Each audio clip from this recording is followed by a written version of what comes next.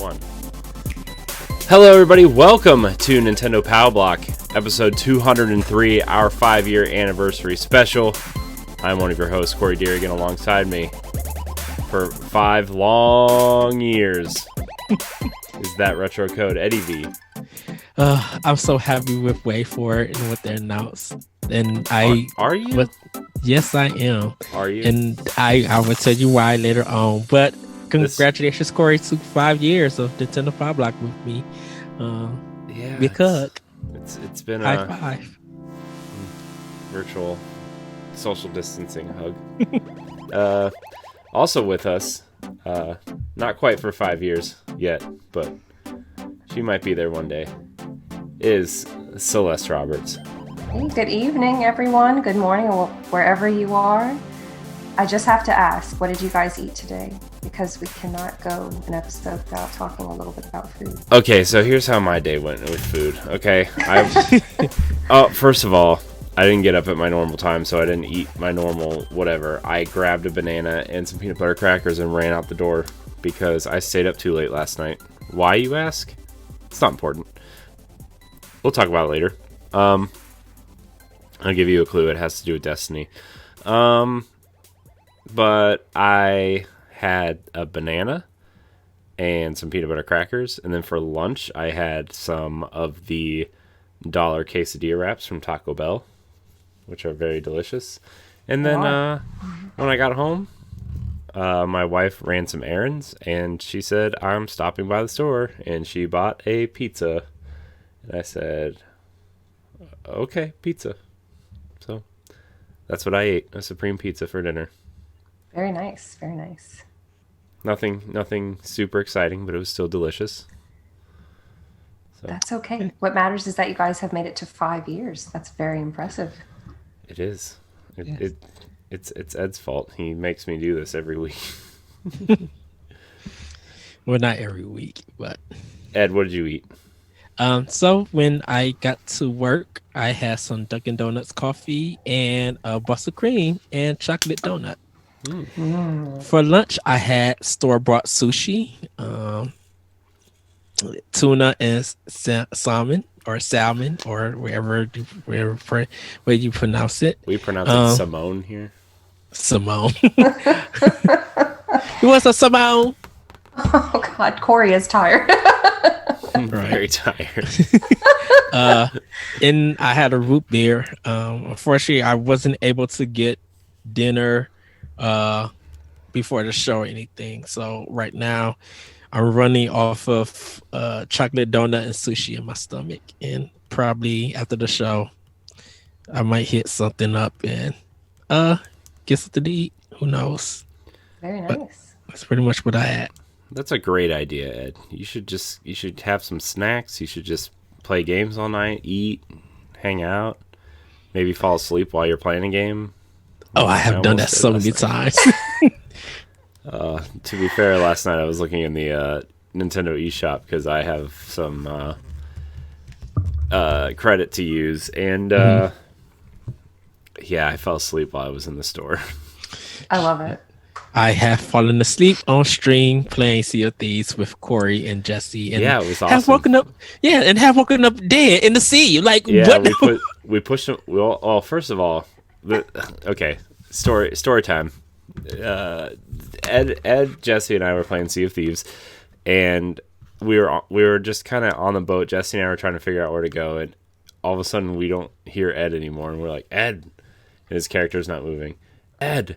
So the first thing we do is we have a dance party around Ed. We just start dancing around him, and then we find a way to push him off of the boat and leave without him. Well, I think it's good that you have some friends in your corner like that. Yeah, I think I had Chef gone off of work, and I was trying to hop on, hang out, and talk with the guys, but I laid my head down, and the color of darkness came into my life, and I'm like, oh wow, this is the beautiful. We're old. When I woke up, I thought it was a modern version of Ghouls and Ghosts because I was just floating and I was just like, what the world is this? Oh, I died. And I couldn't talk to Jesse and Corey because they got off the line and they because went it to was bed like themselves. it was like 2:30 in the morning. We were tired and we weren't waiting for you to come back to say goodnight. So. Yeah, Oh man. yeah. There are some games that literally just put me to sleep. Like that's why I don't really play like Madden or basketball games and stuff because it's a struggle. Like I will fall asleep and I will let you score no matter what. Celeste, what did you eat today? Well, I brought some sliced strawberries and kiwis for breakfast to work, and That's a not small. breakfast. That's like a. I'm not done. That's like a snack. I'm not done. That is just the beginning. And I had brought some quick oats to make it work with some peanut butter, like a little half cup of that. Then someone sent an email saying Chick-fil-A breakfast is in the kitchen. Nice. So I was not very hungry, but I did manage to eat one of the chicken minis. I don't know if you guys have ever had their breakfast chicken minis. They're man, if Chick-fil-A offered breakfast all day like McDonald's does, Get one of those spicy chicken biscuits. Oh, I haven't tried those. You should. I should. So next time I'm gonna have to get that for lunch. I got up at noon today, and my boyfriend and I did not eat lunch until like 2:30. We were running some errands, and we went to a local Mexican restaurant and got 3 tacos each. I got barbacoa, pastor, and lengua. And don't be grossed out, but I like lengua. It's tongue. But it was delicious. And I haven't eaten supper yet because I'm not quite hungry yet. Why Corey looking like that? Right, I've eaten tongue before. Tongue is good. It's not human tongue. Right. I don't think so anyway. Look, I'm black. We eat chitlins. I have had pig feet with hot sauce on it. That sounds delicious. I would try it all. Ed, I really want to try those foods, but I don't know anybody who cooks them. Well, you're in Louisiana, so you got that good gumbo shrimp. So, well, we have pig's feet in the chitlins. I just don't know anybody who knows how to prepare. Corey's face.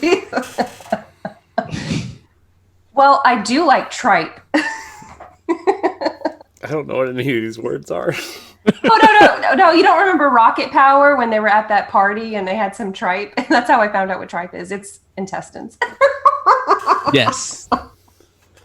So I think that's what chitlins are, right? Like it's similar. Chitlins guys, is pig feet. 5 years. Good run. Are you disgusted, Corey? Yes, of course I am.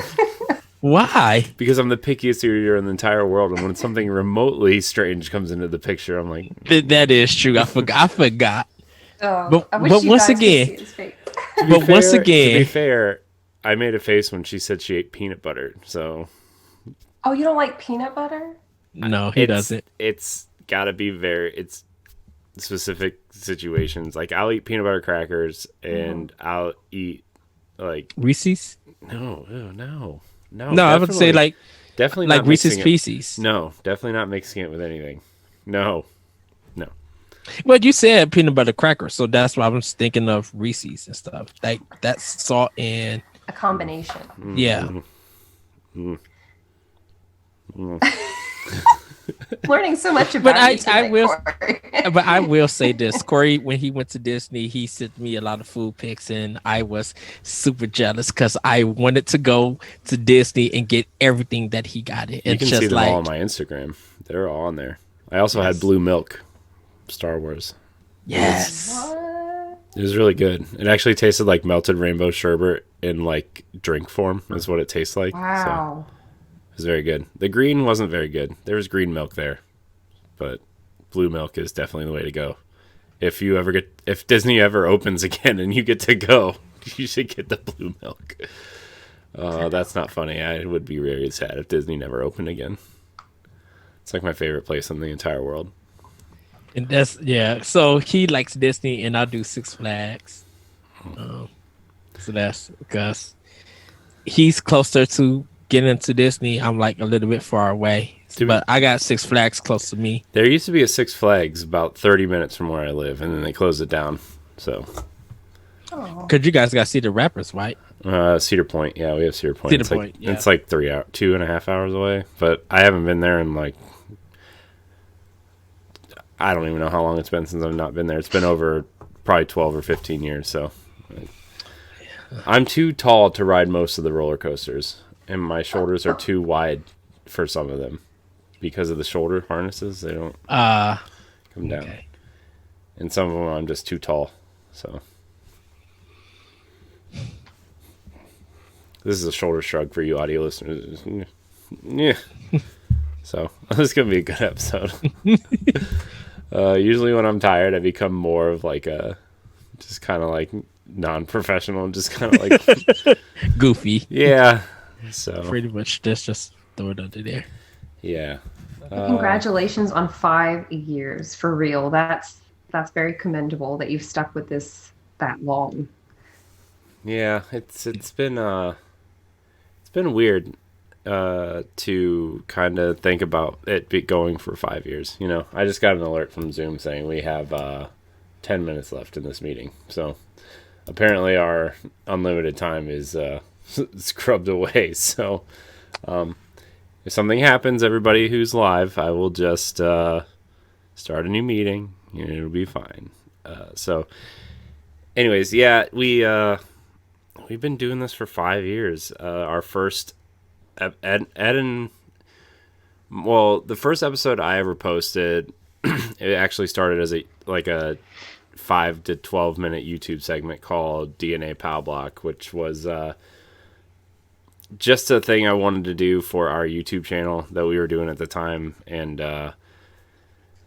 then as we kind of faded it out and I still wanted to talk about Nintendo and stuff, you know, Ed and I were in a Facebook group together, and we were just we were acquaintances at the time, but not really like friends like we are now. Yeah. And we just kind of started the podcast like we wanted to talk Nintendo. And our first episode was posted on June 21st, 2015? 16? 15. 16. Because it was me, you, and Adrian. Yeah, and then you know, we took we took some time off. We came back. We missed some weeks. You know, it's been kind of a roller coaster thing, but it's been super consistent for a long time now, and it's been you know, this is you know, we say Boss Rush Podcast is our flagship show, but this is the one that kind of is the foundation and just the show that we love to do every week. And, you know, obviously Jesse was a huge part of it for a long time until, you know, scheduling and everything just kind of, you know, broke up the you know, that. So it's been a journey, but it's been fun. It's been great. Obviously we've had a few setbacks the last week or so in terms of back catalog issues, and, you know, people who kind of have been following us kind of know what happened. And, you know, if you want to hear my real thoughts, you can go listen to Tower Casuals on all the things that happened. You know, I do kind of just want to say one thing here. You know, harassment of any kind will not be tolerated here. Bullying, sexual advancements, nothing of that nature will be tolerated here. Obviously, it only affected 1 or 2 episodes of Pow Block, but it has affected a lot more throughout Boss Rush Games in terms of a contributor, and that contributor is no longer with us. And, you know, I want to say, you know, again, that I'm sorry to everybody that affected, and anything. And if it ever happens, just tell one of us. We will fix it. We will address it right away. And, you know, that's kind of all I really want to say about it. But overall, you know, this show has been a positive thing for Ed and I, and adding Celeste has just been a huge upgrade to this show. Oh gosh, you know, y'all are very nice. I'm just here for the food talk and learning about theme parks. I'm really not that interesting, but I appreciate it. Yeah, right. We did a 2-hour 1v1 the other day. So that was a fun episode. I listened to it again last week, and it was fun. That was a fun It episode. was really good. Oh, well, thank you. I've enjoyed the ones I've been listening to. They've been a blast. I just love learning about people. Just, you never know, even if it's something that's like, okay, they're not running for president or they're not trying to win the Olympics. Just, there's so many cool talents and hobbies out there, so many cool professions. And I really like that you guys have this platform to promote those kind of things. Yeah, and oh, go ahead, Ed. Oh, there's an expansion there when you're learning and talking to people that not are in your like local community, or people in a group that it's really cool to expand your horizons of meeting people and learning what they like and how that plays a part into the culture that you respect and love. So yeah, we love video games, but like really be able to have a talk about writing and talk about characters in games, but characters and stories and stuff, and thinking about how do race and ethics and morals play a part and stuff. And it's just good when you talk to various people about that whole, whether it's positive or negative, you take it as you can, but just learning about them, it kind of expands your horizons and it makes you think that, I had this idea, but talking to this person, it's good for me to hear that other side and introduce everybody to what this thing is. Because like I tell Corey, like I tell a lot of people, just like when you podcast it, you always feel like a part of the conversation. And 1v1 is so intimate, even though some people might argue, be like, but it's two people interviewing one person, or two, or something like that. I'm like, the 1v1 is the talk that we are all having and getting to know this one person, and it's not a pile or anything, but it's just like, I have questions, or you said something in this discussion I want to talk about and I want to explore stuff and I want to learn from. That's what 1v1s does. It helps us not only educate and show off who these content creators is, but really expand the horizon of this is something that you might not be familiar with or not be educated or know nothing of. So we want to introduce it to you and everything, and that's kind of how I feel with 1v1. Corey knows what a certain 1v1 that I had, so we'll have to talk off air about that. But it is really good. It really feels like when you connect on a lot of stuff, it feels like you've been friends with this person for years. And it's really cool. So yeah, and if you guys haven't seen Corey's 1v1 with with Willow, if you guys are in some good Destiny's talk and listening to some good comedy, I say go watch that one. That one was really good. I listened to it today at work while I was working, and I don't want to spoil anything, but when he said he had to make like this major life decision regarding purchasing a certain game console versus paying for some more important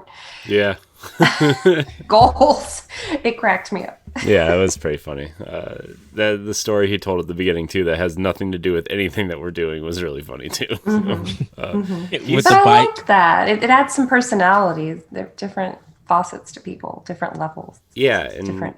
What is it? Yeah, Shrek says, "I'm like an onion. I have layers." Yeah, it's like he's a funny guy. We've started playing Destiny together, and we've just kind of been, I don't know. I wanted to do one with him because I thought he was interesting. So it was really funny because he was like, "Don't you usually reserve that show for like bigger people?" I'm like, "No, it's just for people that we think are interesting and fun." So it was funny. It was really funny. So, but yeah, he was really fun to interview, honestly. So, he'll probably be showing up on our Destiny show once in a while too, as a rotating kind of third chair there too. So That's cool.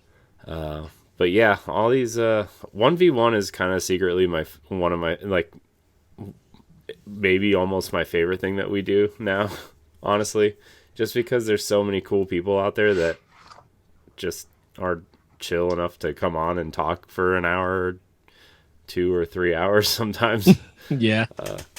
So it's, yeah, this, I mean, all these fun things that we do kind of spawned from this show, honestly. So it's Nintendo Pow Block's fault that we're all here still, doing a bunch of weird, cool things, I guess. But yeah, 5 years, guys, 5 years. Yeah, are we done now? Does that mean we're... No, Oh, okay. we have more to do. That's true. We do. There's more Switch games coming. There's more. Paper Mario is out today, I think. All right. Anyways, this is Nintendo Pow Block, Boss Rush Games Nintendo show. You can find it here every week on Boss Rush Games live on Twitch. You can also find it on our YouTube channel, our website, bossrushgames.com, and on podcast services every... When are we posting it now? Tuesdays. Every Tuesday at 7 a.m. Eastern Time. You can listen to it, rate us, review us, subscribe, share, all that good stuff. This whole Zoom thing really messed up my flow here because I have flow. So yeah, please like, subscribe, rate, and review. Follow Celeste, follow Ed, follow me. It's gonna be a good time. I promise you. We're gonna talk about what we've been playing. Ed, we're not gonna start with you. We're gonna start with Celeste. Oh, gosh, this has been a slow week. I've been very busy this week. I've had a few meetings. I was on Nintendo Switch Heads podcast on Tuesday. I listened to it. Thank you. It was fun. It was enjoyable to talk about lore. So I finally played the demo for Coffee Talk. Ooh. And where are you playing it at? On Switch. Do you have Xbox? I do. I think the full game is available on Xbox Live. Well, I bought the full game after playing the demo. Okay. It was only like $13. So I was like, oh, come on. It's so good. I'm very eager to see how long it is. It's very relaxing. It's very soothing. You can actually make coffee. I heard it's about 6 hours, I think. 6 hours? Oh, I think not 6 bad. hours for everything. I think there's a lot of replay value to it. So that makes up those 6 hours, I think. I highly recommend it. I don't want to say there's no action. It's not traditional action. You're not fighting. You don't go slay anything. You don't use weapons. It's a lot of just text and you're reading. You can make people's drinks though, and you have a phone that stores your recipes, and you can look at their social media accounts to get to know them a little bit better. It's awesome. And they have some chill lo-fi music in the background. So you might fall asleep to that, Ed. Yeah. It's just it's like a big hug, and it does address some real world issues in a way, but subtly. And I'm not sure if your character's a human or not, but in addition to humans, these mythical creatures roam in modern day Seattle. It takes place in 2020.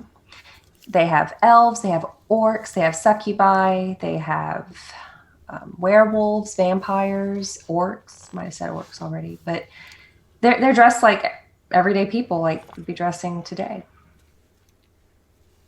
So like t-shirts and pants and Uggs. Yeah, and they have jobs like we would have. Oh, interesting.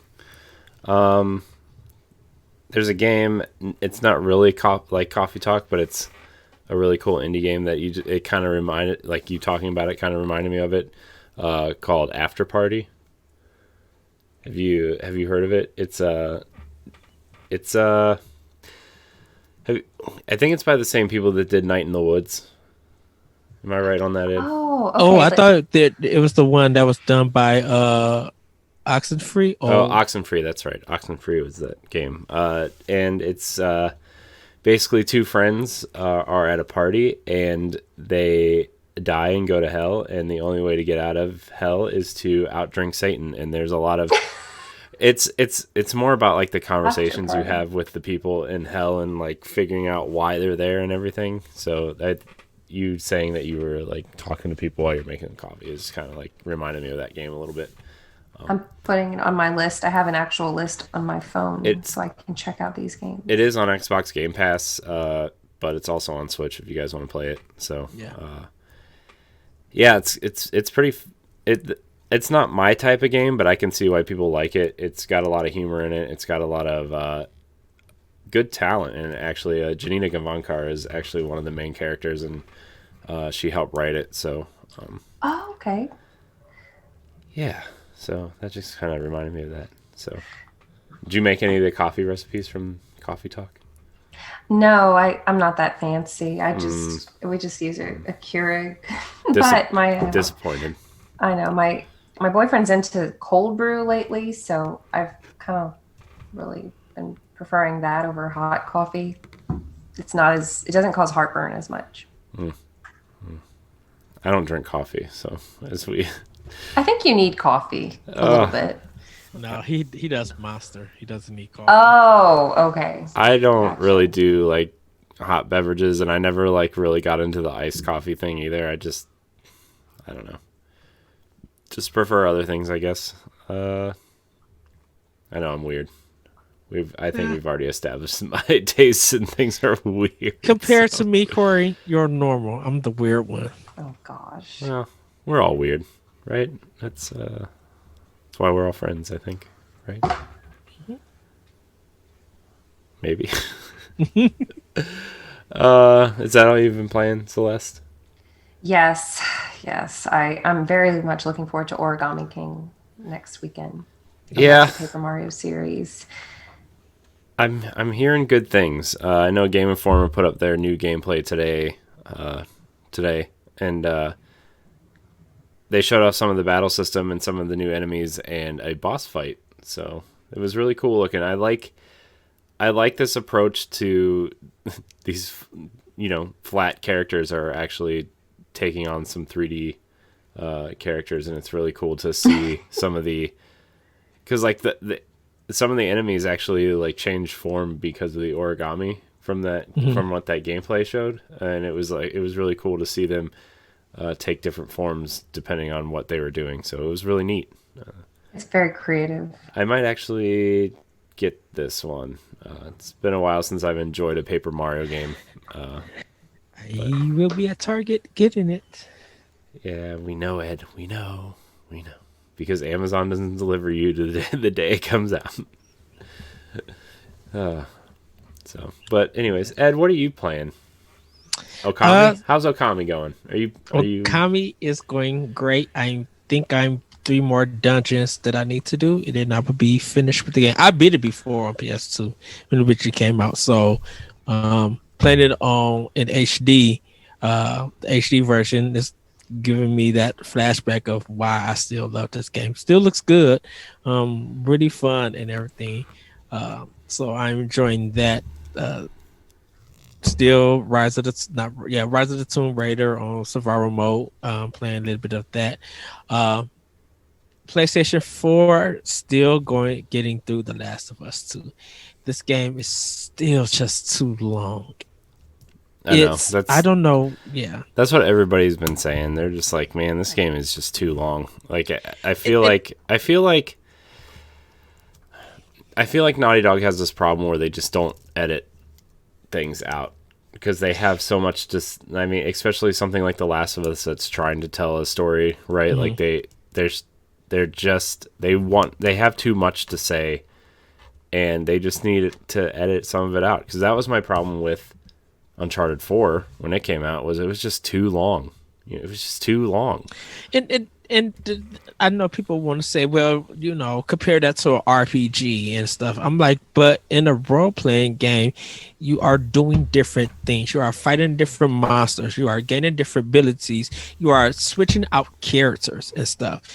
The Last of Us 2 is that they'll see somewhere they need to go, and then you got to go through all of this same kind of gameplay to get to that certain place to do another cutscene or story beat, and then it'd be like, well, another time jump, someone get butt in the head, someone doing a flashback.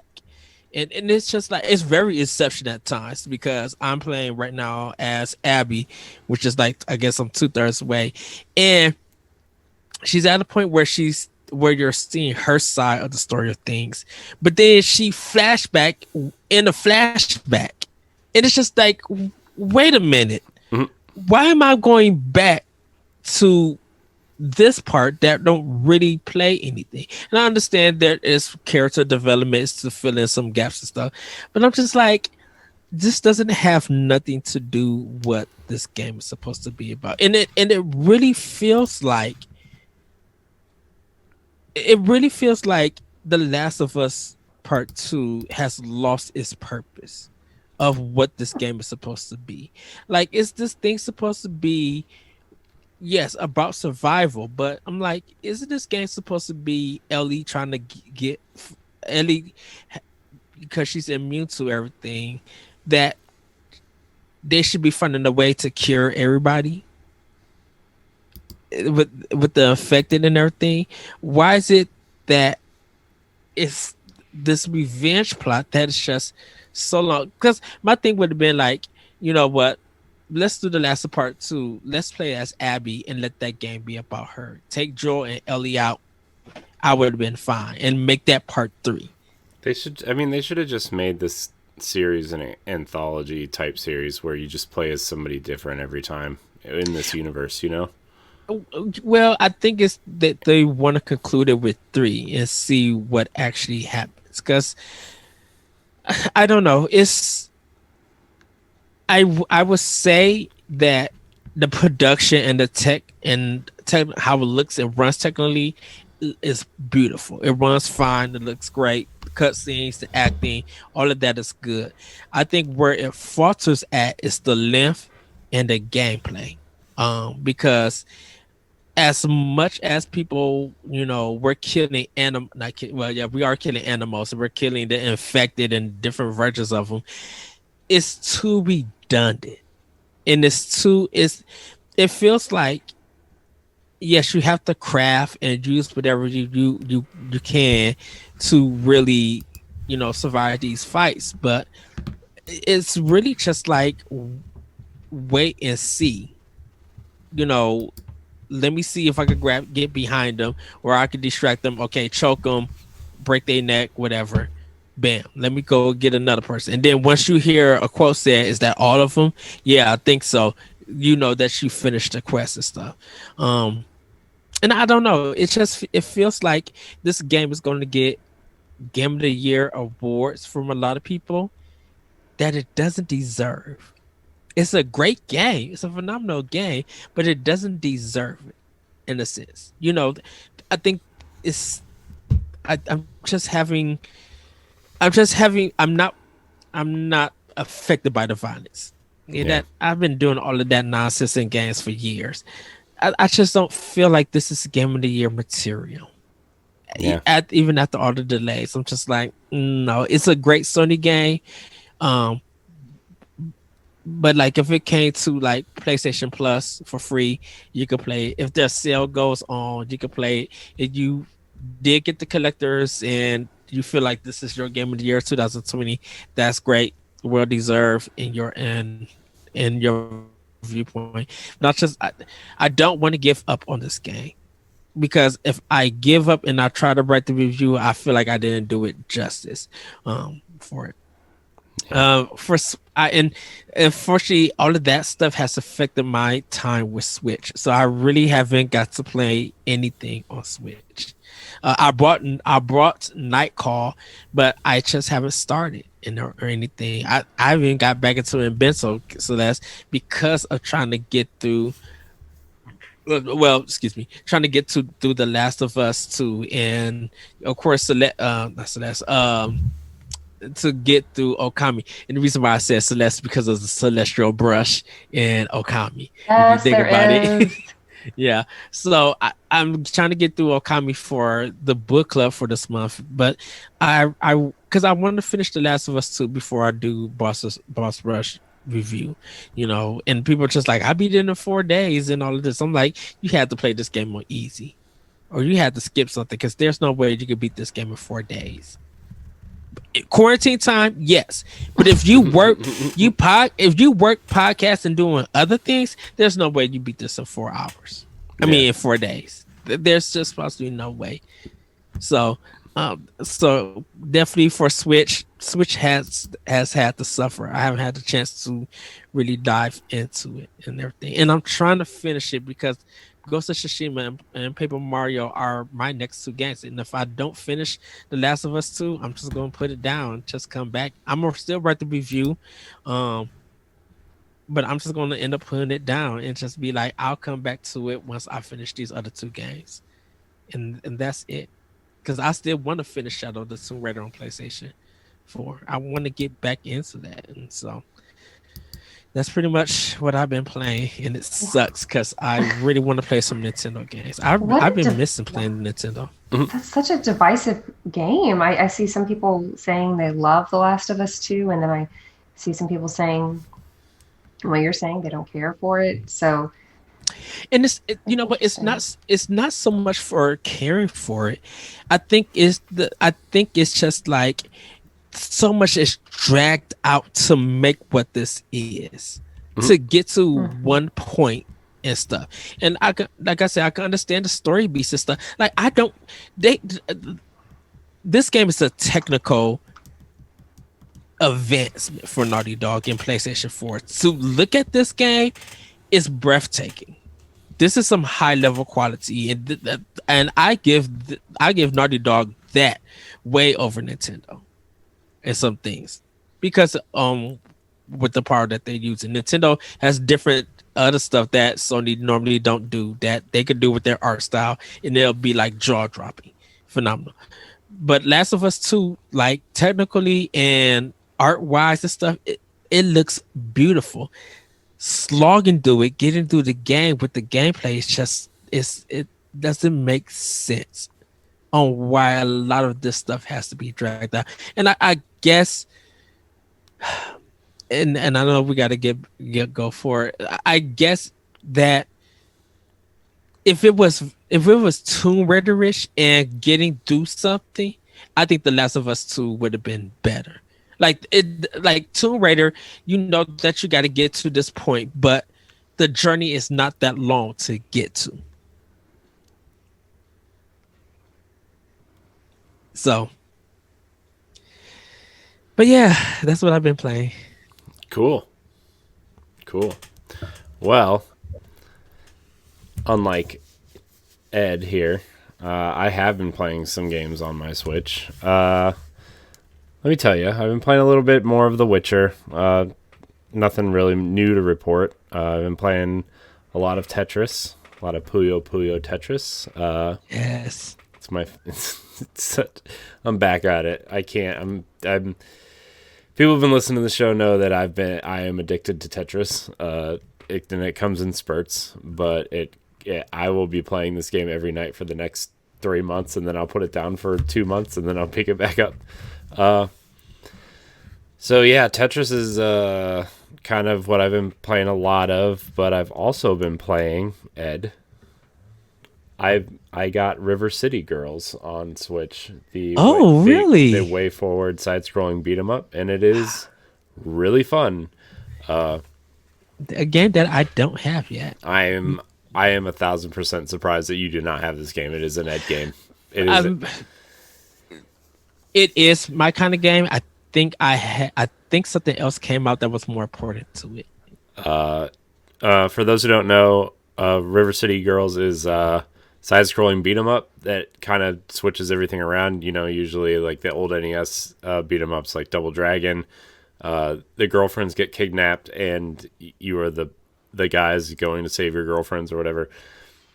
This it's co-op, so you play as two girls going to save their boyfriends who got kidnapped, and it's really fun. The acting is really kind of over the top and fun. The art is really really great, and the mechanics are amazing. So I recommend it to everybody.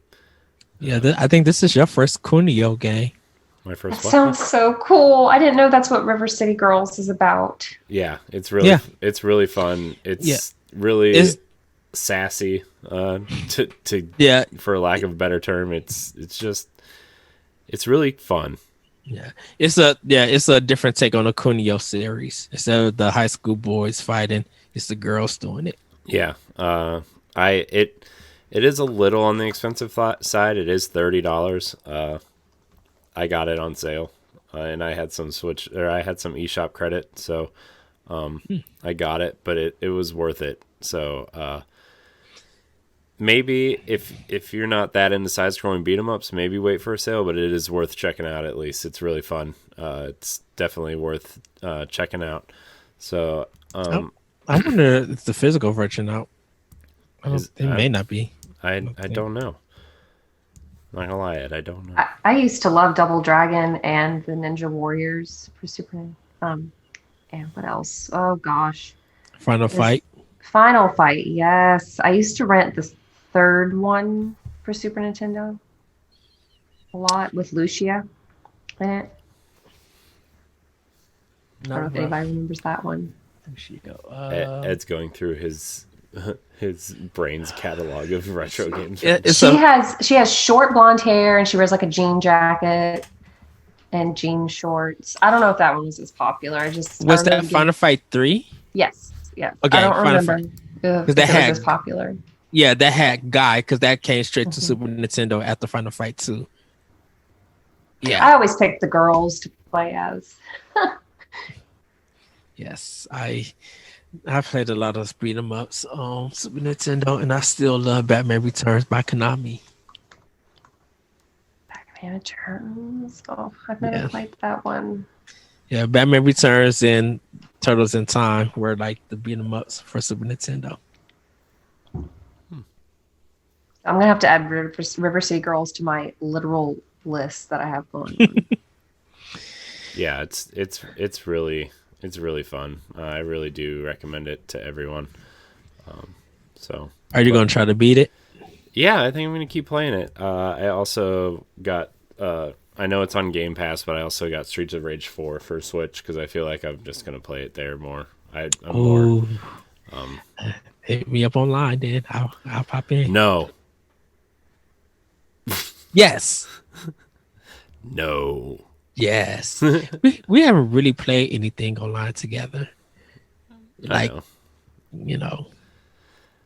I know, because you keep falling asleep like Sea of Thieves. No, not falling asleep. I mean, every time we play something online together, it's because we recording. But there hasn't been a time where we literally just gang together. And yes, you have Destiny, and I have my other games. Yeah. It would be nice just to really hang out and just play a game together.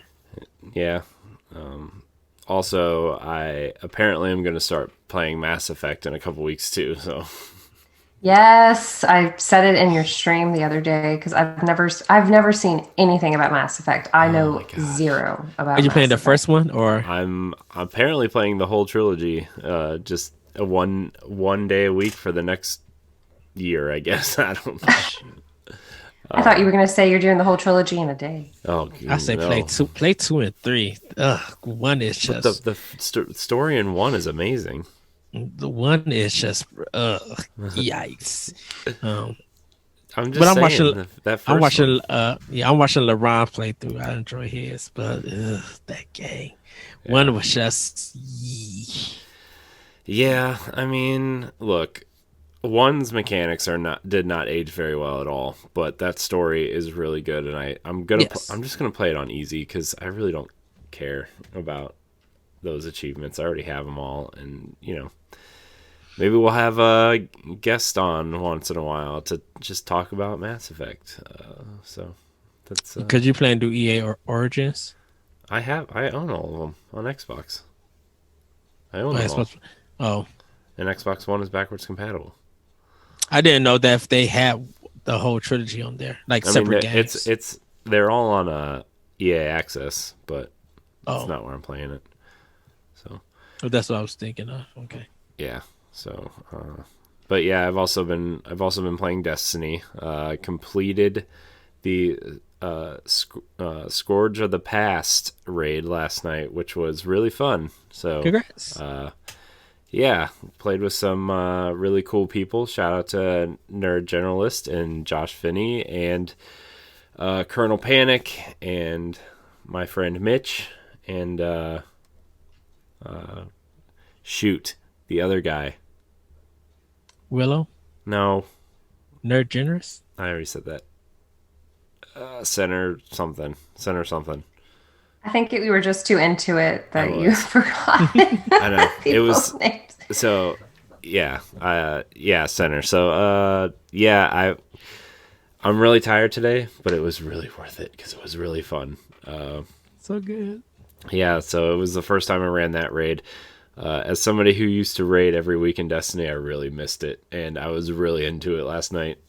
So I'm really glad that it's like a dad's raid group, but you know, Josh and Mitch aren't dads, but they're still our friends, so they play with us. And it was just, and obviously Josh is like the man when it comes to Destiny, so you're not gonna say no to Josh. You know what I mean? So, I mean, I wouldn't say no to Josh, but I would. Ooh, ouch. So, Oh, yeah. one of our friends, Shane, Yeah. actually from another Zelda podcast, he says 9 p.m. Ooh. he wants to see a Mass Effect type world with Star Fox and F-Zero cross game. Yeah. Well, I think that Star Fox Grand Prix was rumored for a while. I always thought that they were going to put F-Zero characters in that game, but I don't know. It was rumored, like, what was it, last E3, and it just never showed up. That's E3. Because that was the game that Retro was supposed to be working on. Yeah, and I said it wasn't happening. Like, no, that doesn't make sense. God, They would do when was the last F-Zero game? GameCube. GameCube. Yeah. Wow. Well, there's Actually, an arcade version, but that's what I was about to say. Arcade probably after GameCube, yeah. because I think Namco did it. Did they? I thought Sega did it. It may be Sega. I think Sega did it. Okay. Yeah. I know Namco was doing does a lot the of Mario Kart games. Didn't they do a Star Fox once? No, They did. Namco did but that was GameCube, I think. they did the Star Fox game after Adventure, which was what, Assault. They did Assault. Yeah, that And was the DS GameCube. one, Okay, which was what, Star Fox Command, I think. I think so. Yeah. Dang, Nintendo Namco go way back. Yeah. So man, look at us. We're nerds. But yeah, I would love to. I hope. I think we're going to see Star Fox come back at some point. Yeah.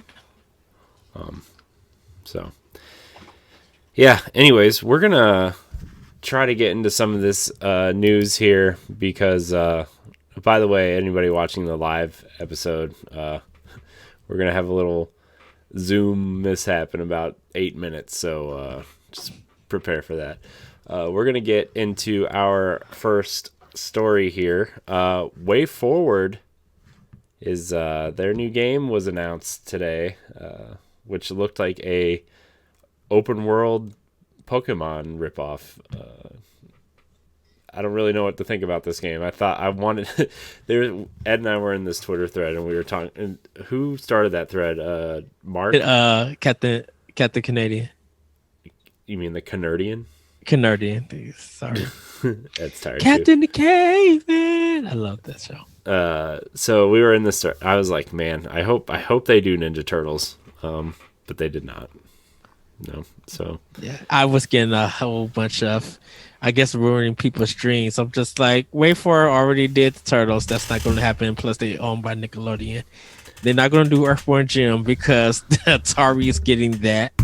I am like I literally was thinking this outside the box. That's why I was just like Data East, something from Data East, because just like something new to Wayforward. The Bakugan game. I was just like, oh, I remember selling these toys. Yeah. So, Ed, you ruined my hopes and dreams, and so did Wayforward.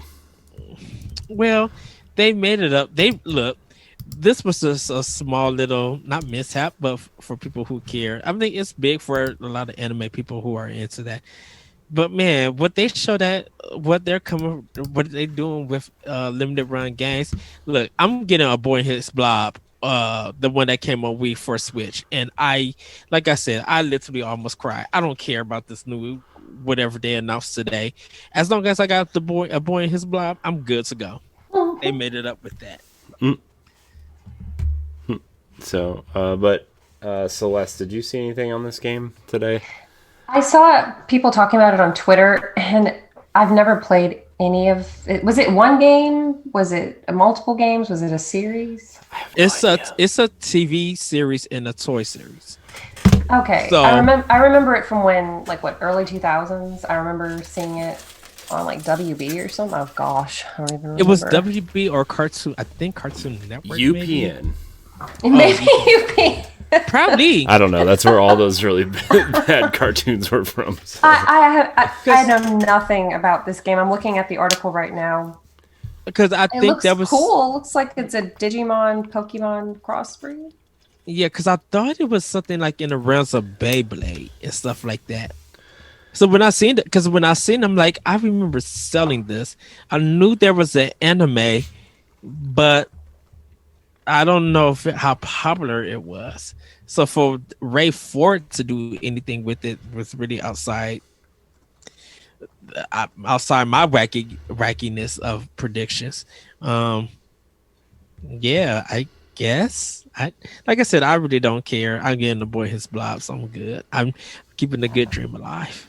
I mean, there are all these fans for these kind of less popular, more obscure games. So if it makes them happy, I'm happy for them. I'm still waiting on Beyond Good and Evil 2. So, and I know there will be people who don't care once that comes out, but I will care. I just don't think people care about the direction that game is going. Yeah. Yeah, I think it's going more like semi-MMO instead of following Jade's story, so... Yeah, it's really... I think the delays and the lack of news about Beyond Good and Evil 2 is making people lose interest in it. And I think that happens to a lot of games. Like, if you really delay and you don't say anything, there's a certain level of interest that goes down. Trust me, it happened to The Last Guardian.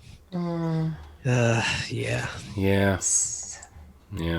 Well, rip.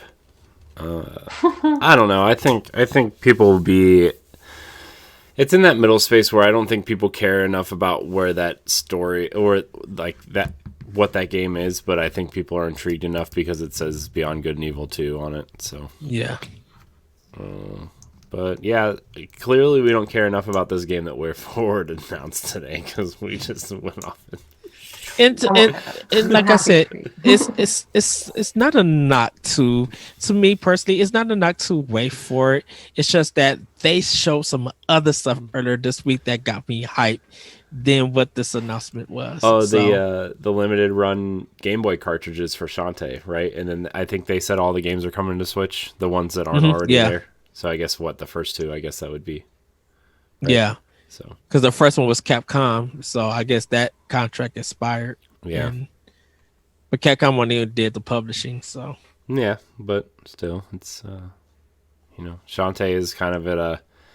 It was like the pre-indie game. I feel like like I feel like Shantae is kind of like. Shantae kind of shits up. Well, wow, that was.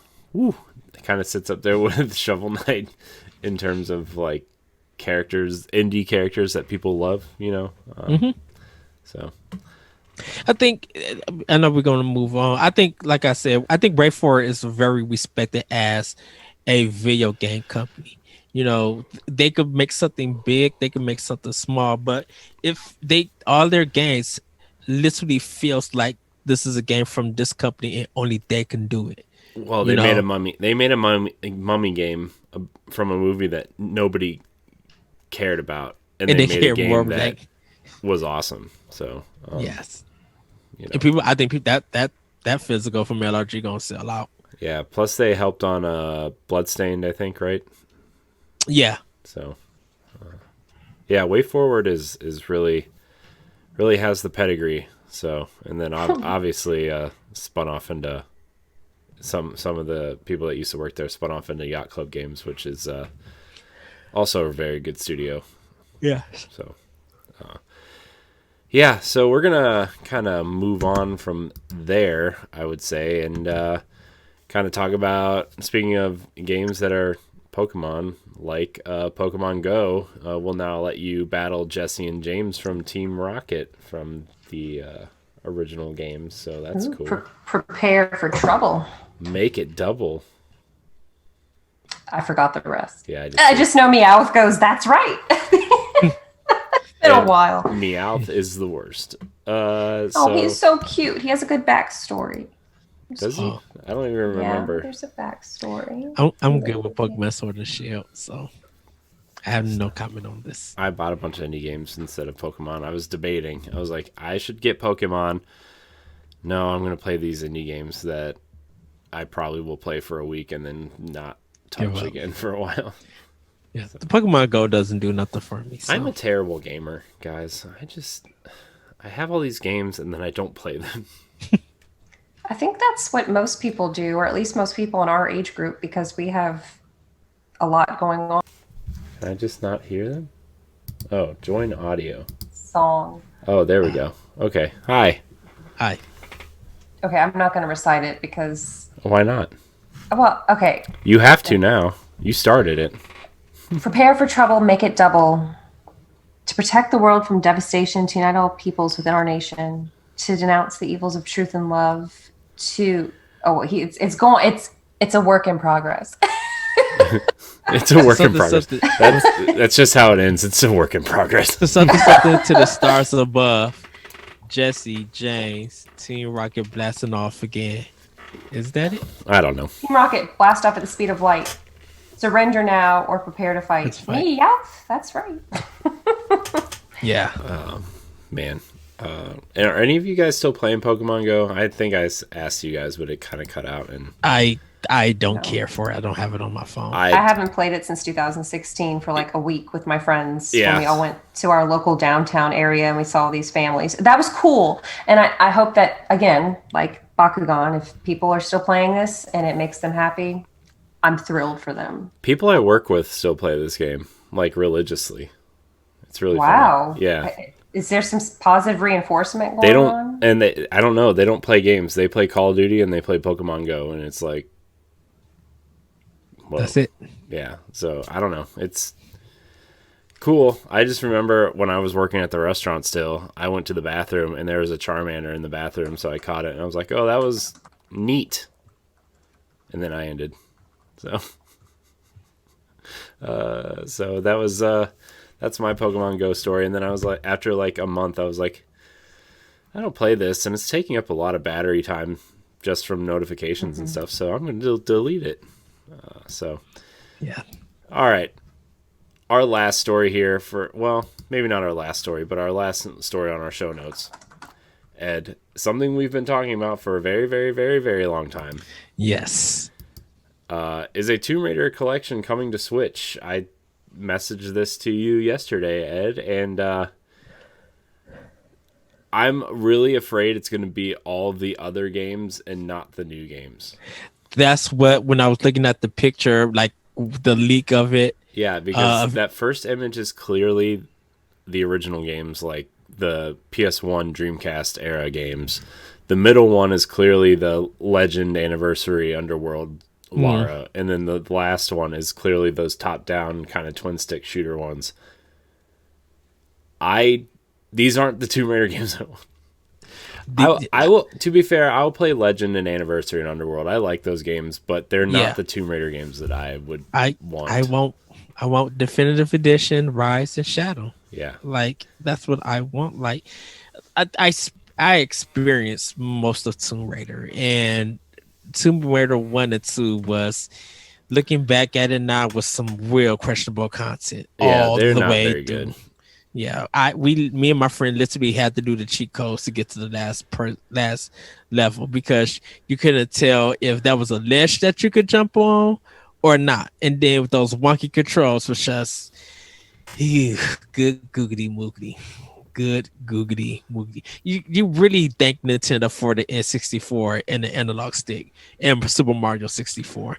I wonder though if like this is just like a collection that will come and then the other ones will come later, because I do know that Square Enix said it would reveal several titles between July and August from there.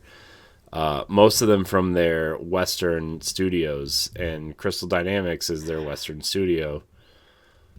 But it feels like a humble bundle pack or something for Steam, like Yeah. a Steam sale. And I'm just like, So ugh. hold on. So how many games is this? So this is let's just theorize here for a second. It's it's 1, 2, 3.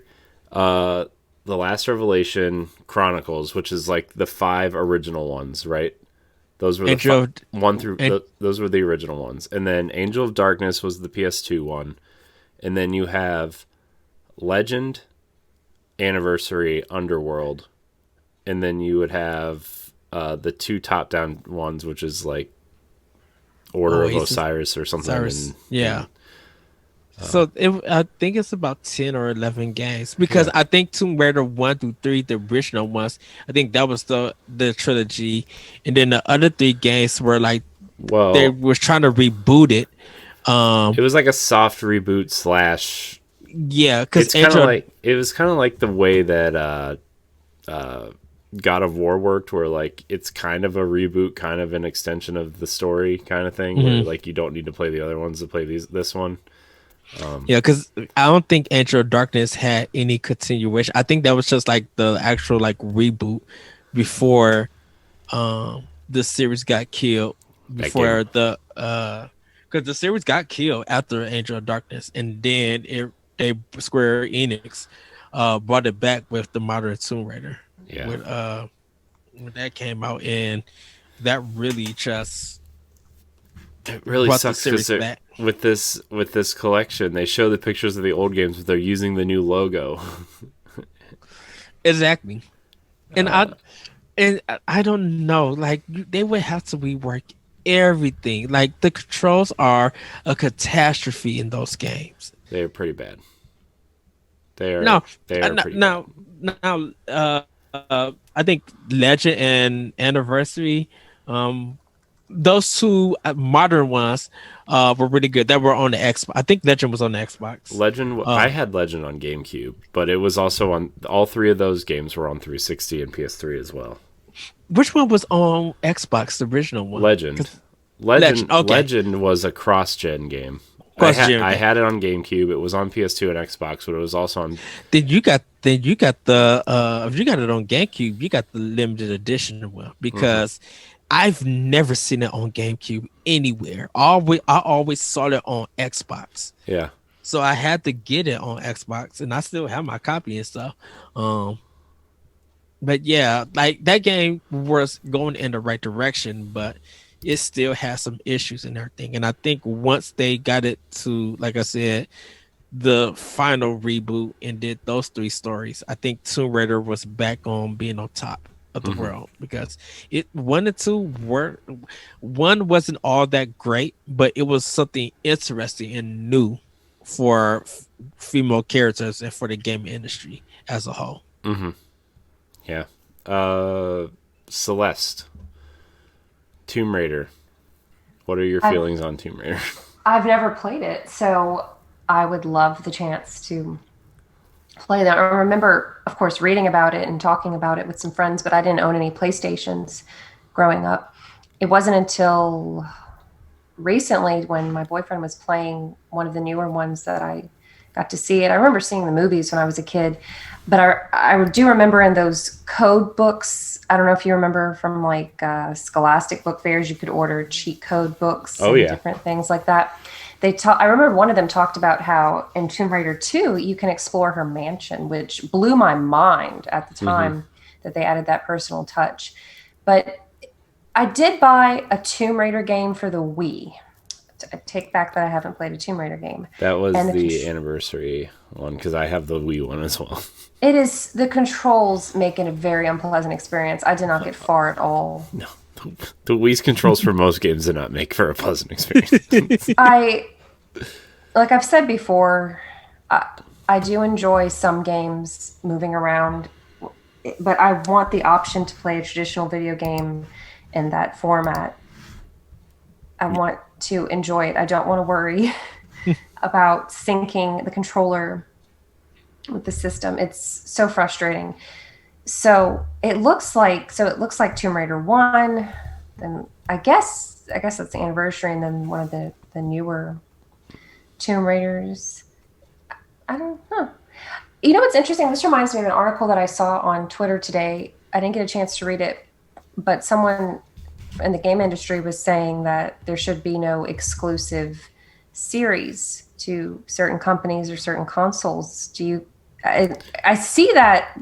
Oh, you're talking about Jesse posted it in our Twitter chat, in our Boss Rush chat, where Phil Spencer was talking about cross-generation exclusives. Which, like, because the way PlayStation is doing it, they're cutting all their support for PlayStation 4 after Ghost of Tsushima. And everything that they make, like PlayStation Studios makes from here on out, will be PlayStation 5. Whereas Xbox said their games are going to be cross-gen for the first 12 to 18 months, probably longer because of COVID and stuff now. Like, when Halo Infinite comes out, you're going to be able to play it on Xbox Series X, and you're going to be able to play it on Xbox One, and you're going to be able to play it on PC.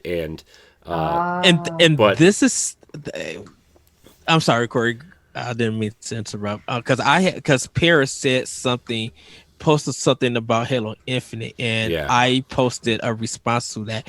And if you still want to continue, Corey, go ahead. I'll speak after you. I was just going to say, like, Microsoft is creating an ecosystem, and they don't care where you play their games or what system or thing you play their games on, because of xCloud is also coming, and you'll be able to play Halo Infinite on your phone as long as you have a Bluetooth controller now. They just want you in their ecosystem and playing their games, and it's gonna be cross play with everybody. So if you're playing on xCloud on your phone, you're gonna be able to play with somebody on a Series X and play with somebody on a PC. Like, you're all gonna be able to team up and party up and play no problem. There's gonna be probably some graphical changes, but it's gonna be basically the equivalent of playing on a PC. Like, Xbox Series X will be the high settings on a PC. Xbox One will be probably like medium settings, and then playing on your phone will probably be more like low settings. But you know what I mean? Like, it's going to be a scalable difference, and that's what they're working towards. And it seems to be working pretty well now, because I have Xbox Game Pass Ultimate, which allows me to play Xbox games on PC as well. Go ahead, Ed. What? Oh, so this is the different viewpoint that I have about that. This might feel like it's not part of the conversation, but I feel like Microsoft doesn't have anything important anymore. They lost all their important games. And why do they lose important games? And the reason why I say that is not saying that these games are not system sellers, but look how important Mario is to Nintendo and to the gaming industry. Look how important God of War is to Sony. And well, I would argue that Gears and Halo are those games. And Halo was important to Microsoft, but I still think Halo is important. I think Halo, what they show in July of Halo Infinite is the most important thing they will show in the history of the brand. They need to make it important. I told peers, or comment, I should say, I was just like, they need to find out one game that's really going to be important to Microsoft, and that's going to make people take notice of it. And I'm not saying that Halo Infinite is not doing it, because Halo Infinite is more of, we have to prove that we still got it. Halo Infinite is in a proving state, not an important state. They're in an improving state because of how Halo 4 and Halo 5 was seem to some people. It didn't have that Bungie effect of selling systems like it was back in the day for Xbox and Xbox 360 in a sense. Like the Halo franchise right there was important. Gears was important, but like after Gears 4 and part of Gears 5, it just feels like it wasn't important enough to a lot of people. To a lot of gamers. And so what has become important though in Microsoft out it's not their games, it's their service. That's important to a lot of And people. I think that's right the ship they're trying to right, though. Like, I think a lot of people associate Sony with, you know, third person, over the shoulder, story driven, single player experiences, and Xbox, you think of, like, the first thing you think of when you think of Xbox is well, at least for people in our age group, I think, is like LAN parties in high school or college of Halo, right? Like Halo multiplayer matches. You don't think of you know, the single player experience you had with Brute Force is the Xbox game they had at the time. Like, you don't think of that narrative experience. And it was in that sense, it was a two-way kind of road in the sense, because Nintendo had GameCube, and you had everybody inside playing Mario Kart or whatever. And Xbox did it differently because they did have LAN and online, so they were able to reach more across the world with their service, with their games and stuff. And I guess Microsoft, in a sense, is in a predicament that yes, we are offering any way that you guys want to play. Yes, coming to our ecosystem and stuff. But when you think of Microsoft, I put the important game for Microsoft is Skate 3. Because it is a third party game, because people were still buying more Skate 3 on 360 than they were buying Halo and Gears. And it's bunkers that a third party EA game was more important. I think if they sold more than Halo and Gears, they would have made a Skate 4 sooner. True, that is true, but it was kind of like those games came out and they stayed on shelves instead of continually selling. And Skate 3 was just continually selling. It's very weird. And it was just like, I don't know if Skate 3 came to PlayStation 3. I'm assuming it did, but nobody was. Here's the sales numbers. Halo 3 sold 14.5 million copies, and Skate 3 sold 2 million copies. So I think Halo outsold Skate 3 on one platform. Right. But the thing about it is that I think because of how big Halo 2 was, it was all that Halo stuff was still important because of Bungie. But once Bungie left, Halo lost all its meaning and stuff. Which is sad, because I actually think Halo 4's story is the best Halo story, and I think that Gears 4 and 5 is like. I agree with that. But it feels like it didn't continue that momentum that it had for Microsoft in a sense. So it kind of feels like Microsoft has to find. I feel like they may have it in Hellblade. They may have it in Forza Horizon. I think Forza Horizon, if I had to go to first party importance for Microsoft, it's definitely going to be Forza Horizon over Halo and Gears. As much as people might disagree with that, once people got finished with Gears and got finished with Halo, they moved on to something else. I think there's a lot of people who are still playing Forza. I think go ahead.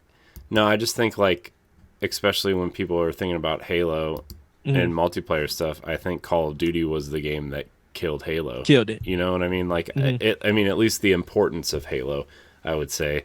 I still think Halo does tremendously well in terms of sales numbers, but maybe not Halo 5 so much. But I just feel like when people think of multiplayer experiences now, they moved on to Battlefield, they moved on to Call of Duty, they've moved on to Fortnite and PUBG and stuff like that. Yeah, these days in today's standards, today it's, if you want to play with your friends like a PvE experience, you go to something like Destiny. If you want to play PvP stuff, it's like you're either playing Fortnite or Apex or Warzone, right? Like those are like the big three things now. So That and yeah, and I guess with PlayStation and Nintendo is there's certain games that bring importance.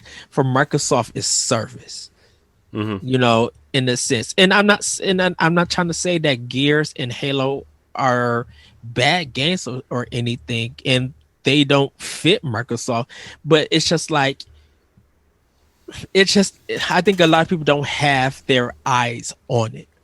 They want to see what it's going to be, and they'll give it a try.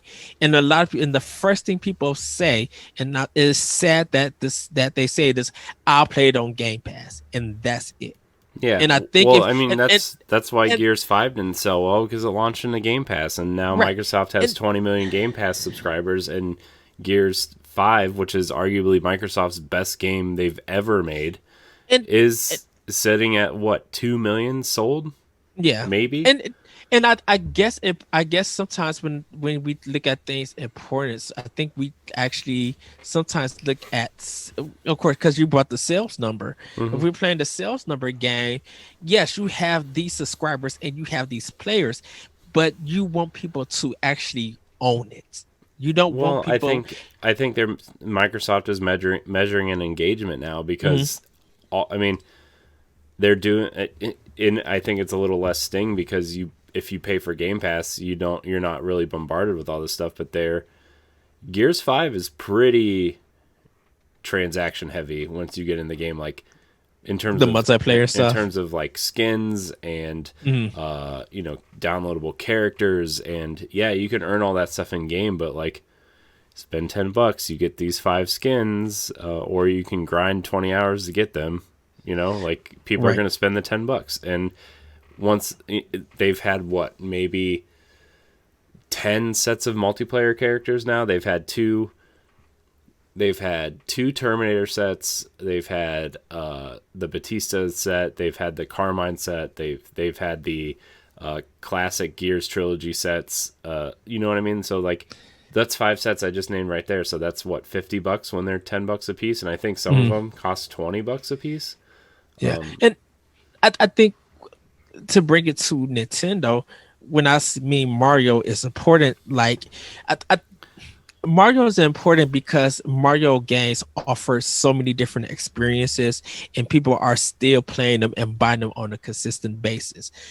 We even like even people who think that Metroid isn't one of Nintendo's important franchise, you cannot deny that people will look forward to any news or a game from the Metroid series, regardless if it's a good game or not.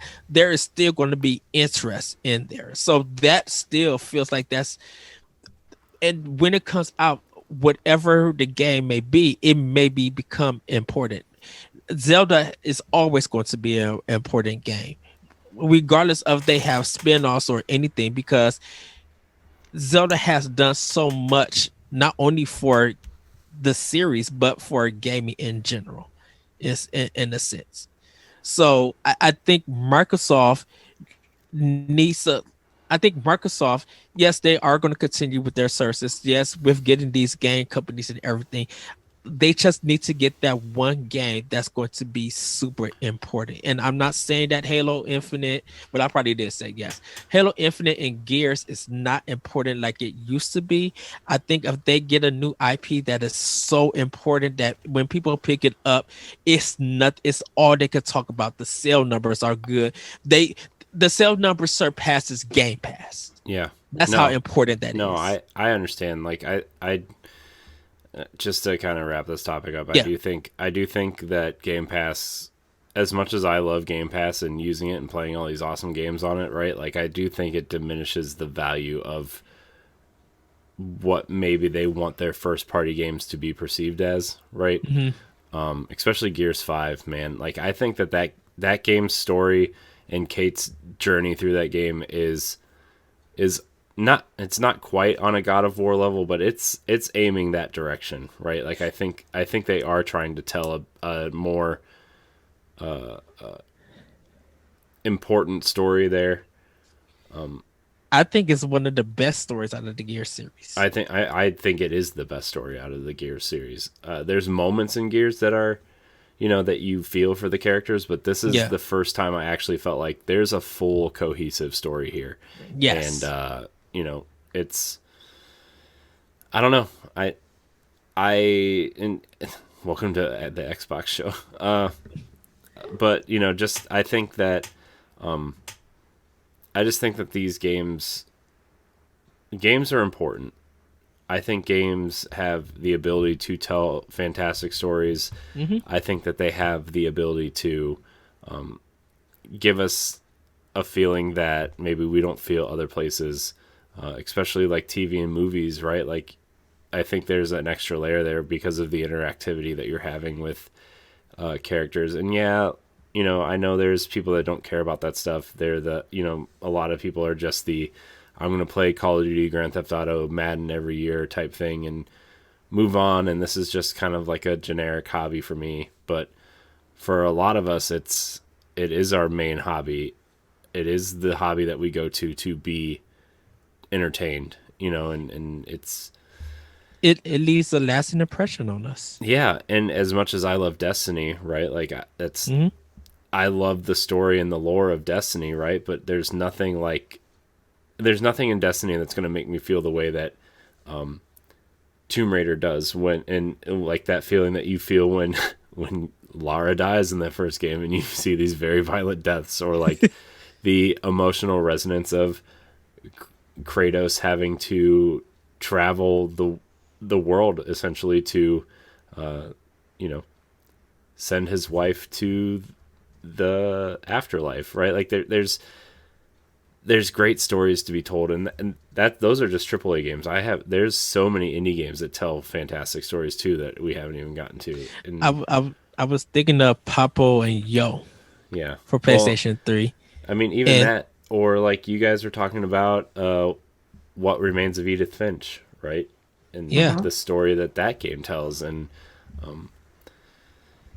there's important stories, and I know Nintendo games proper don't really tell those types of stories, really. I think Zelda was an attempt at that in terms of the memories that you found, and it is a step in that direction, but it's nowhere near, I don't think, what Sony and Microsoft are trying to do.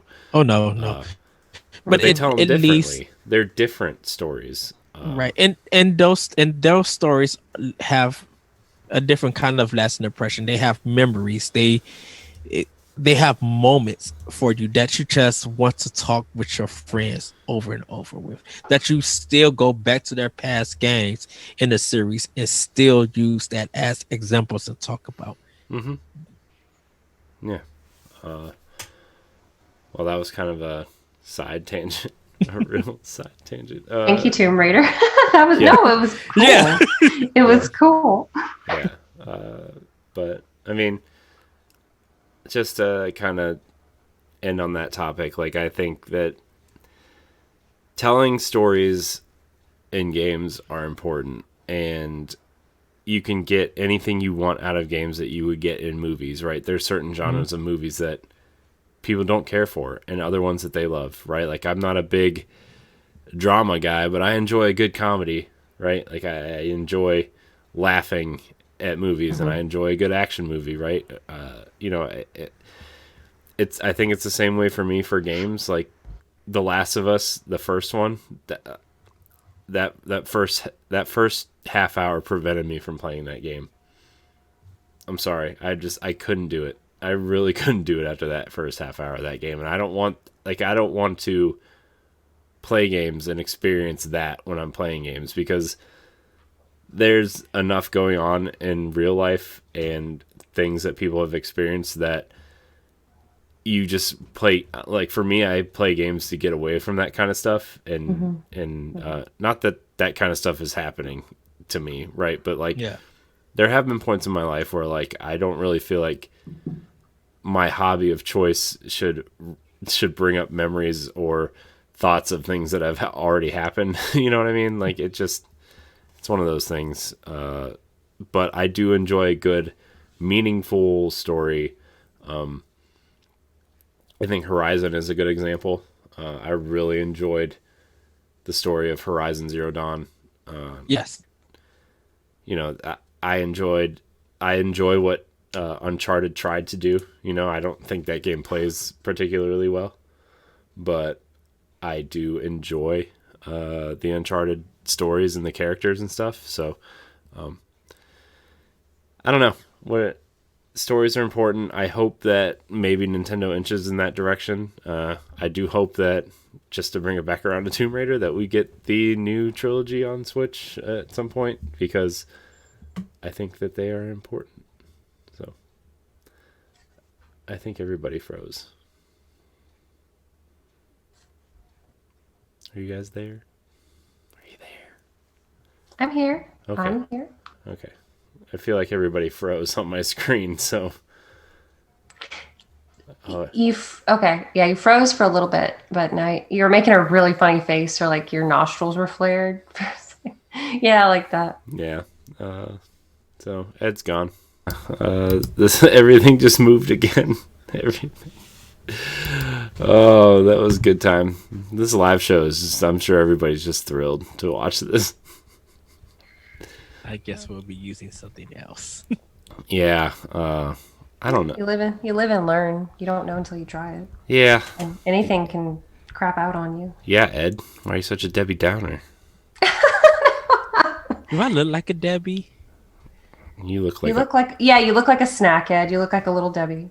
Oh, thank you. Ed, you're my snack. You're my delightful. I don't know. Do you guys like Little Debbie's? And if you do, what's your favorite Yes. one? Do I like Little Debbie's? Hold on. One quick look, Celeste. Why did me and Corey say yes at the same time real fast? Because somebody, I'm not naming any names, brought Nutter Butters into the house and Star Crunch.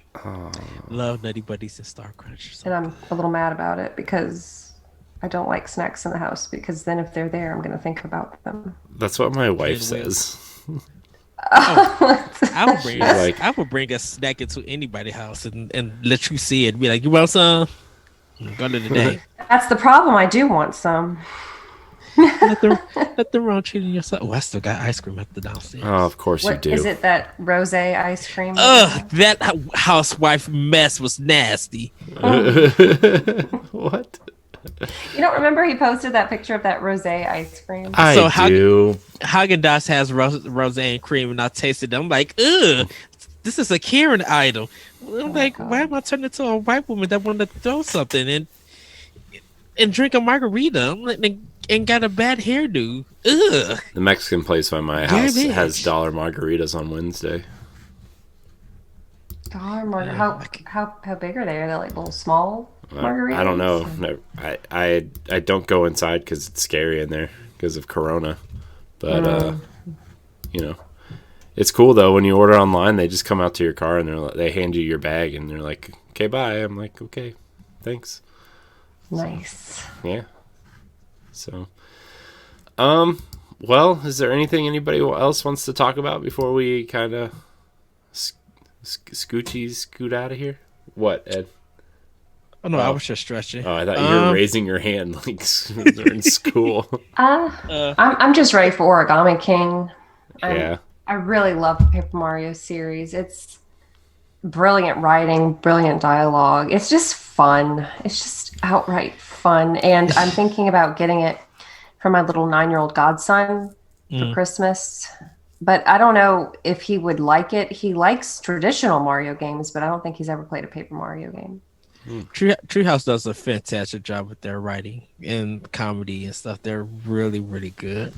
I don't really have anything else to talk about. It's been a really quiet week for Nintendo. I mean, we could hit on some of this limited run stuff real quick if you want. Limited run games kind of had their big kind of announcement live stream this week. They announced something like 10 games coming now. About 40 something, yeah. Well, I mean, in terms of Wayforward, yeah. A lot of their catalog stuff for Wayforward. Yeah, so I'm just gonna run down the list real quick, just to give everybody kind of a heads up in terms of when or if they want to pre-order something. So Shantae, the very first Shantae, you can actually pre-order in a what do they call it? A reissued Game Boy cart with your Switch version. So that's cool. Shantae Risky's Revenge Director's Cut is coming this fall, which is the second game. The third and fourth game, well, the third, fourth, and fifth game are already out on Switch, so you can get those now. The Mummy Demastered, which is a game that we talked about earlier. Actually pretty decent Metroid-style game. We actually did it, I think, for Indie Showcase at some point. Extreme Sports. Cool. The Castlevania Anniversary Collection. Blood. That threw me for a loop. I'm like, wait, what? Yeah, I mean, why wouldn't Konami just publish that? Exactly. Because Konami's weird and they don't want to do anything anymore.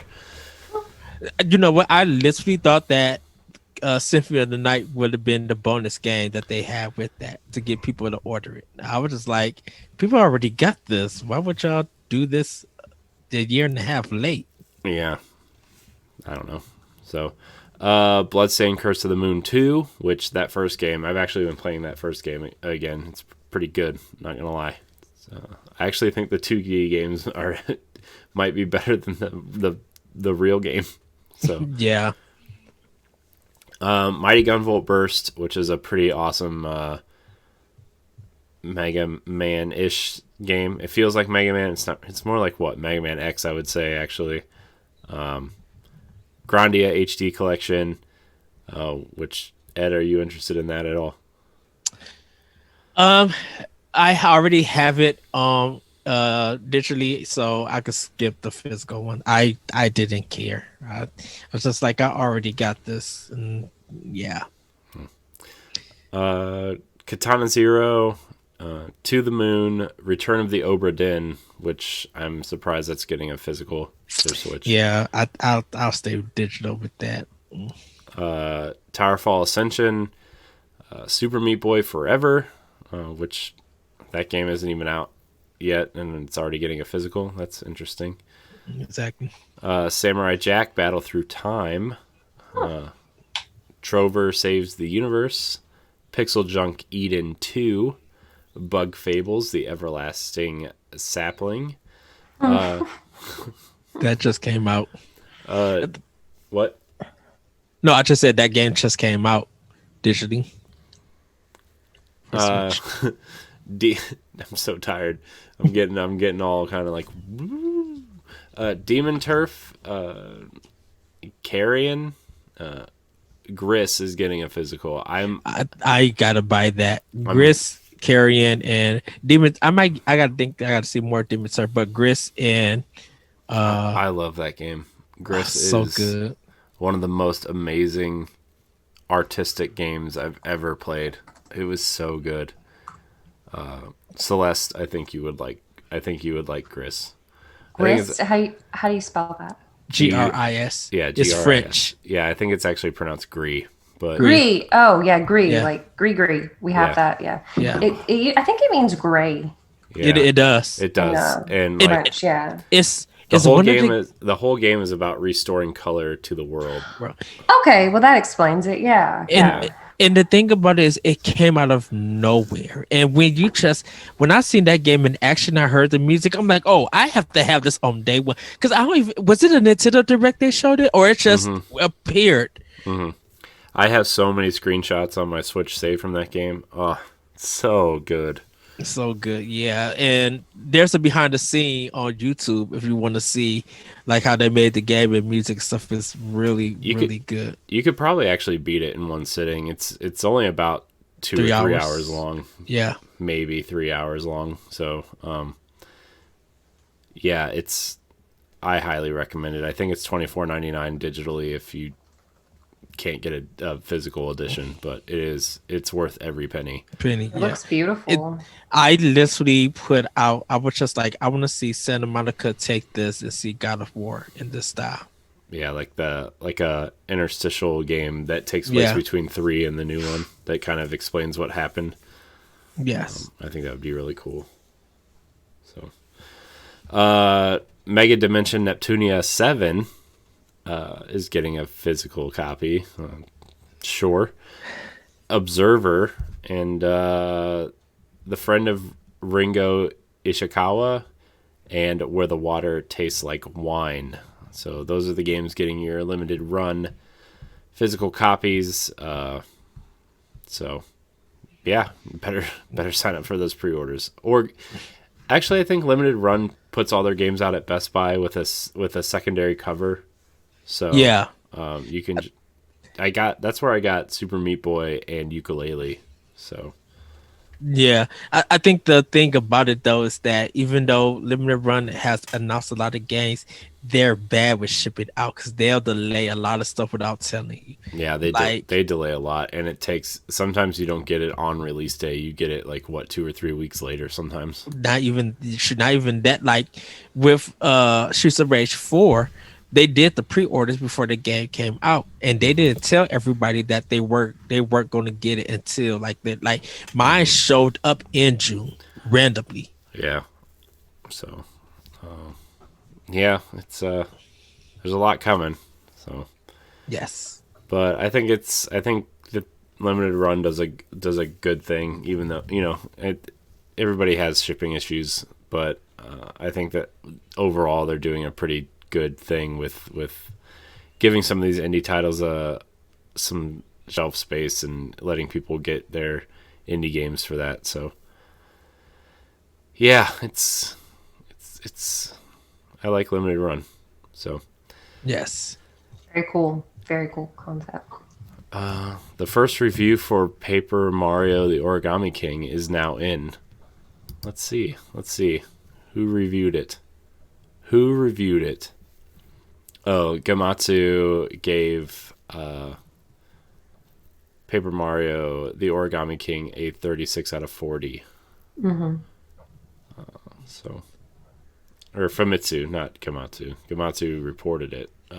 So Oh, probably because for the embargo in Japan. yeah, it's probably already out in Japan, isn't it? Doesn't it come out usually like a couple days before? Also, side tangent. I'm reading this, and Catherine Full Body Edition just came out for Switch, and my whole screen is just pink with these sexy anime ladies all over my screen. And it's really like, I really just gotta go like this right now. Oh wow! Why are you embarrassed? I'm not embarrassed. It's just like No judgment, Corey. I'm just trying to concentrate, and there's just these Anime jugs or just no. It's just like I don't know. bright colors, very distracting. It's all pink, and then there's a guy in his underwear dancing on top of some girl's head. It's just a thing, guys. I can't really explain what's happening in this picture. It's just I don't know. I did think about getting Catherine though, because I wanted to play it when it came out, and I was like, no, it's gonna come out on Switch at some point, and yeah, I'm gonna get it for Switch, but not right away. I'm like, I'm gonna get it at the end of the month. that game's getting that game was getting a lot of controversy when it came out in Japan. Honestly, because they're pretty explicit with that kind of stuff. Yeah, but in some ways, that third character they added, the third love interest, is they don't say it explicitly, but they hint at that it's a trans character. Oh, and yeah. I don't know how progressive they are with that. They're not. Yeah. It's there's a podcast called How Did This Get Played, and they did Catherine Full Body. Yeah. On PS3. That's a spin-off of the movie podcast. How Did This Get Made? Yeah. I know that podcast. I listened to like 3 episodes of it. I got happy because I'm like, yes, we listen to the same podcast. No, we don't. I'm not gonna, I stopped listening to it. I just didn't care. Oh no. It's a good show, but it is. Look, when I stopped driving for a job, my podcast intake came down like so I have to prioritize, and that was not one. In other words, it's just giant bomb. Only 2 days a week, and mostly one of them is usually on the weekend, because I'm cleaning or cooking or showering or hiding. I love the fact you went from cleaning and cooking to showering to hiding. I'm like, wait, huh? Let me disappear. That's just throwing that out there. So, but we're gonna wrap the show up. I want to thank everybody for watching and or listening. It's been a crazy kind of 5 years for this. We've definitely had a lot of ups. We've definitely had some downs, but this show maintains a positive place in my heart always. And Ed, like I said, I will not do the show without you. This is even if Boss Rush games ended tomorrow, I think we would probably still do Nintendo Pow Block. We would just find a new way to do it. And obviously we drugged Celeste in here to she's stuck now. She's stuck now. I don't do anything I don't want to do. Well, I guess some things I like, cleaning and waking up super early for work, but that's code for she has to do this show now. Wish you could do it. I truly enjoy it. I really like the banter. It's relaxed. It's fun. I enjoy it. I enjoy listening to podcasts like that because you get hints of people's personalities, and I like structure as well to an extent, but I also want it to feel natural, personally. Yeah, we don't really do structure around here. We try, but then that's there are if that people want that, there are plenty of podcasts for that. But then they're free form conversational types are fun too. Yeah, I don't know. Ed and I have been friends for such a long time that like if we had a structure to it, it would just feel unnatural. I think in general, you know what I mean? Like it's just this show has kind of been just us hanging out talking about games for so long, and if there's things that happen during the week, like we're going to talk about them because we're interested in what's happening. It's not because like we feel like we need to talk about it. The Wayforward stuff and the Paper Mario stuff is important because I know Ed and now you are really looking forward to that game, and then the Wayforward stuff. Wayforward's just an interesting company. So American Konami, like I said. Yeah. So, but Celeste, I really appreciate you being here with us as well. Thank you for having me. It's always enjoyable. It's been, like I said, we've just kind of, as we've kind of expanded, and our group chat and Twitter is really fun too now. And like, cause yes, Deshaun is back on Twitter now, which makes me happy. Megan's in there usually saying something, I'm sure. I really enjoyed the songs post yesterday where we were reliving our childhoods or teenage years with all the pop music. My phone died, so I couldn't listen to Man Eater. She's a man eater. I love. Everybody started talking about music, so I tuned down. I was gonna bring you up too, Corey. I was just like, I know Corey's not gonna say much on this. No, I was just I was yesterday was a long day. Yeah, that was my fault though. So that's okay. It was a good day. Now you can go get some rest and dream of Tomb Raider and maybe even Pokemon Go with Jesse and James if you so desire. Maybe I might, No, I'm probably gonna play some Switch in bed and watch some TV. I think my wife's probably already asleep, so I'll probably just do that. I've been watching Big Mouth on Netflix. I like that show a lot. I love that show. It's so funny. It was so funny because I just got to season 3 yesterday. Oh my god! Is it an old show or is it new? No, it's like 2 years old. Yeah, it's like a newer animated show that like it's about these kids who are going through puberty, and like they have like their puberty monsters that kind of explain everything to them. Mm-hmm. Sometimes quite literally. If you like comedians like Jenny Slate, Nick Kroll, John Mulaney, Oh gosh, they have just an all-star cast if you like comedy. Who's the Maya Rudolph plays the female Oh Female wow, puberty I've had to monster. check. puberty I monster. It's funny because you feel awkward because it's like these little preteens mm, having such extreme feelings, but they're voiced by adults, and Yeah. it's done really well though. And they have a ghost of, oh god, who's the ghost? I'll have to watch She's it. like I a haven't. jazz singer. Oh my gosh, Ed, who's a famous black jazz singer from like the 20s? Duke Ellington, the ghost of Duke Ellington. Oh wow, I'm And then- gonna have to watch and then it. Duke Ellington's ghost was Harriet Tubman. Oh, I don't know if you're caught up, Celeste, but that was really funny. Yes, I think we finished season 3.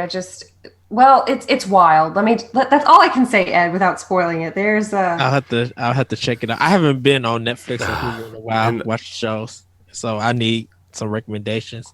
Get back into some shows. you might not look at pillows the same way again. Yeah. That's all. By this time, nothing phased me. I don't know. And then I think actually some news came out about that show where Jenny Slate's kind of quit because she was playing the black girl. And she said that she felt like it wasn't doing the character justice because she's not Was black voicing and it. she wants a black woman to play that character now. But I think they said they're writing a new character in for her to play because they don't want her to leave the show. Yeah, I don't know. yeah. But, We'll like- see what happens. There's so many characters in that show, and they're all voiced by like the same 4 people, 5 people. So it's kind of like South Park in that way. The guy who makes the voice of the teenager who seems to have, well, if you really look into it, it does have some deeper messages. Like you're wondering if some of these kids are neglected.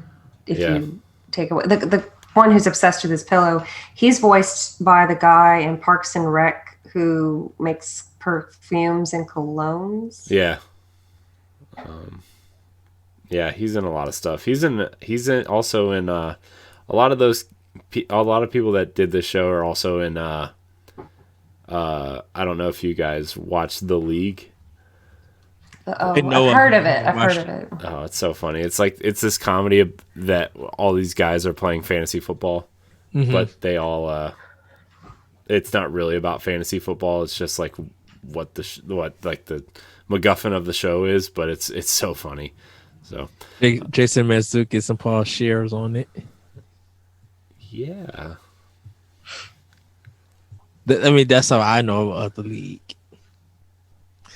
Don't give me that look. Janina Gavankar is actually in that show too. She plays what the girl that they worship called the Shiva, and she is actually a doctor in that show, and it's really funny.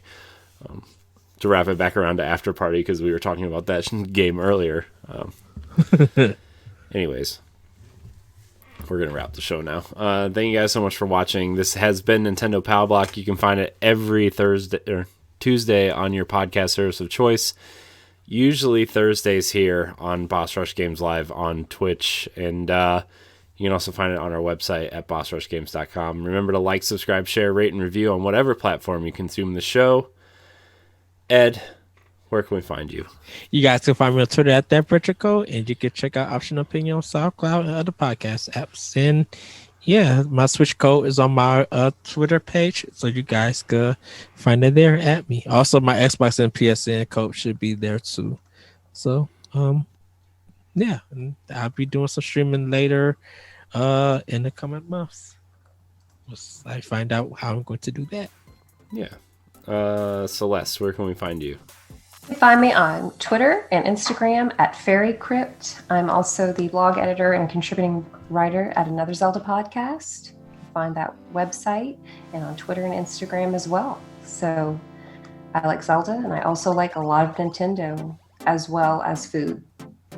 Food. Snackcast coming soon. Nintendo, it's a cereal now. Nintendo. Wow. I remember that cereal.